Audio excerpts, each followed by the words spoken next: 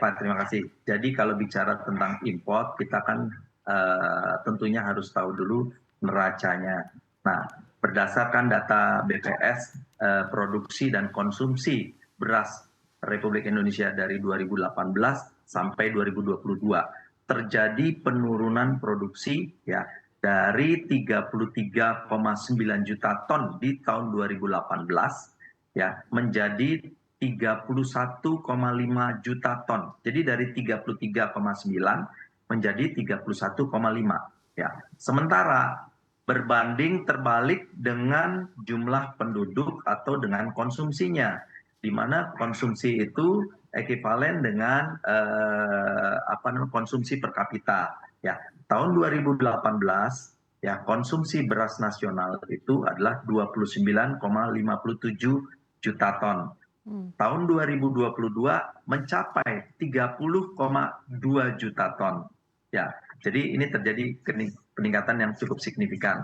Nah, kalau kita bicara tentang konsumsi per kapita, ya itu perkiraan konsumsi beras nasional tahun 2023 adalah 31,2 juta ton. Jadi dari 30,2 menjadi 31,2. Jadi terjadi kenaikan 1 juta ton. Sementara produksinya diperkirakan terjadi penurunan yang disebabkan karena fenomena cuaca El Nino tersebut.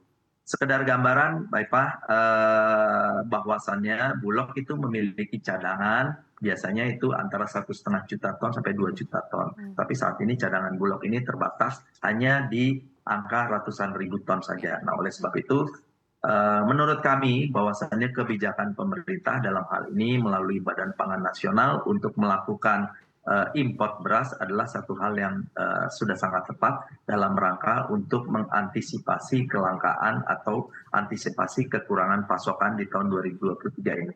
Demikian, Mbak. Oke, baik. Artinya dengan kata lain menurut Anda bahwa kebijakan ini bukan artinya Bulog tidak mampu menyerap beras dari kalangan petani, tetapi di satu sisi memang karena produksi dan juga tadi konsumsinya memang ada kekurangan begitu dari sisi produksi ya, Pak Pamri Hadi.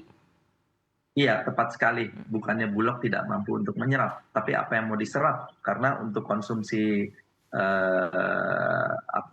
untuk konsumsi sehari-hari aja kita masih kurang dalam hal produksinya. Jadi memang Bulog tampaknya harus melakukan import dalam rangka untuk memastikan cadangannya ada.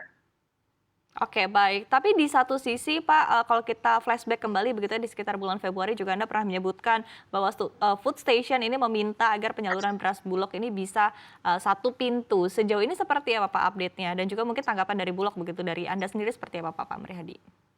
Saat ini Bulog sudah menghentikan distribusi beras SPHP atau yang tujuannya adalah untuk stabilisasi pasokan.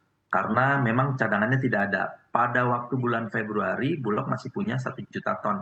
Sekarang hanya ratusan ribu saja. Seperti kita ketahui bahwasannya Bulog mendapatkan penugasan untuk melakukan distribusi bansos ya kepada warga masyarakat miskin. Jadi oleh sebab itu untuk distribusi SPHP ini sementara ditiadakan atau dikurangi khususnya untuk wilayah DKI Jakarta. Nah, manakala nanti import ini sudah masuk lagi, terus kemudian distribusi SPHP ini dilakukan, kami berharap agar satu pintu. Tujuannya apa? Tujuannya agar lebih mudah untuk melakukan kontrol di pedagang pasar induk, terus kemudian pedagang pasar turunan, sampai dengan ke end usernya atau ke warga masyarakat.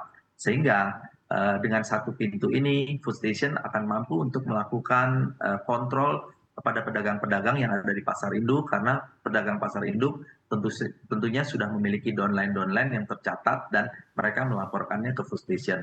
Nah, bila mana distribusinya tidak satu pintu atau dilakukan secara sporadis, yang kami khawatirkan adalah justru tujuannya adalah untuk melakukan pengendalian harga, namun justru para pedagang memanfaatkan kenaikan harga itu untuk mendapatkan keuntungan. Begitu, Mbak.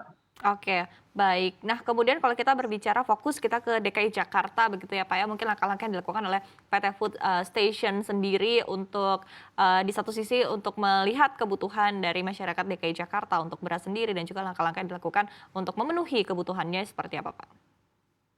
Ya, tadi saya sudah sampaikan dari sektor hulunya dulu ya, Pak. Ya. Dari hulu kita melakukan budidaya sama apa namanya, sama kontrak farming. Terus selanjutnya juga kami memiliki cadangan stok pangan. Kalau sebelumnya kami hanya memiliki 5.000 sampai apa namanya 10.000 kapasitas gudang, sekarang kapasitas gudang kita sudah kita tingkatkan menjadi 23.000 ton, sehingga kita bisa menyimpan 23.000 ton untuk cadangan pangan untuk DKI Jakarta. Terus yang berikutnya adalah di hilirnya distribusi dalam konteks adalah pangan murah bersubsidi kami lakukan secara komprehensif sehingga tidak ada satupun warga masyarakat yang tidak bisa menikmati pangan murah bersubsidi.